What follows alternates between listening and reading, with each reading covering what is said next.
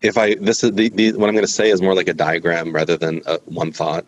But because we're stuck in time, it'll sound like it'll sound more linear than I mean it to be. But like, so on the one hand, I think it's really beautiful musical cultures where everyone knows the same songs and sings together. And I think you can put that in contrast with like what I feel like I was indoctrinated with as, like I showed up at Wesleyan at like 18, having grown up in the middle of the woods, really like barely with the internet, and having kind of accidentally gotten there by not attending a lecture by Anthony Braxton. I didn't know that. Not only did I not know who Anthony Braxton was, I thought I was in a different room in a class led by someone named Jay Hogarth. So it's like I didn't, and it just was an accident that I ended up in that kind of place. But I was just attracted to, to him and his thinking. But I was definitely indoctrinated with like a post-Adorno logic of like what musicians and composers should be, which is that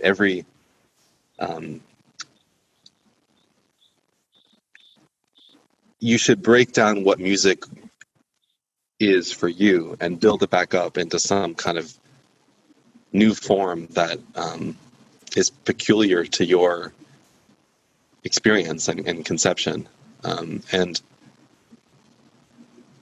over time, I started to have the feeling like, wait a second, this is actually like this is a really like dystopic libertarian vision. Like imagine everyone does that, and then you just end up with a world full of like everyone just making their own music that no one else can really understand its conception.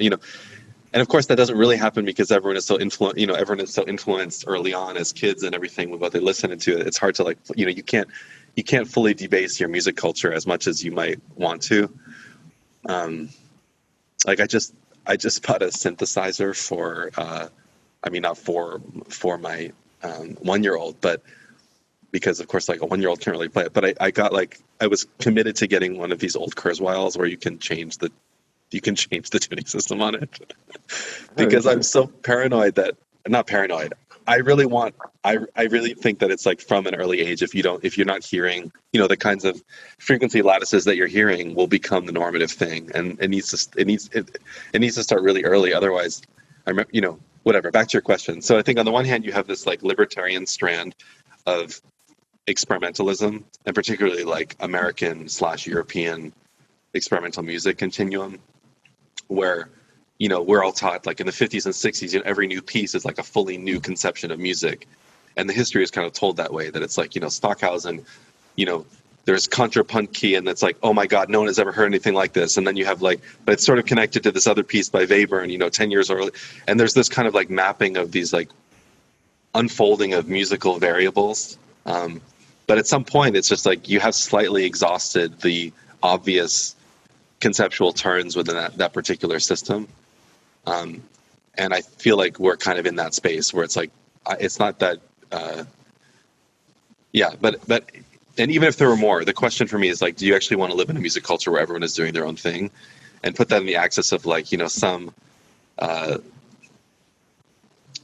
socialist music projects, you think about Cardew, where Cardew ended up, it's just like singing, singing worker songs and stuff, and feeling like, this whole experimental music thing is just like extremely bourgeois esoterica that no one cares about. And because no one cares about it, it doesn't have any valiance for people's lives or building power together or helping each other, anything. It's just like a libertarian thing, really. Yeah. So, and I think increasingly kind of like a capitalist thing where people, try to kind of like corner the market on some particular stylistic minutia. And I think that's true now. Oddly, what's been true of experimental music aesthetics has also sort of become increasingly true with popular music. And so like when you hear, and I'm 40, and I feel like when I talk to people who are in their early 20s about this stuff, I already feel like I sort of misunderstood something, which is like the extreme nuance through which people differentiate like sub genres of popular music now is at a level that I think I would never have understood. I didn't anticipate, and I can't relate to, because to me it's like I'm still looking at it from it feeling like within some standard deviation, still like a lot of pseudo diversity, but that the key is still to like differentiate yourself.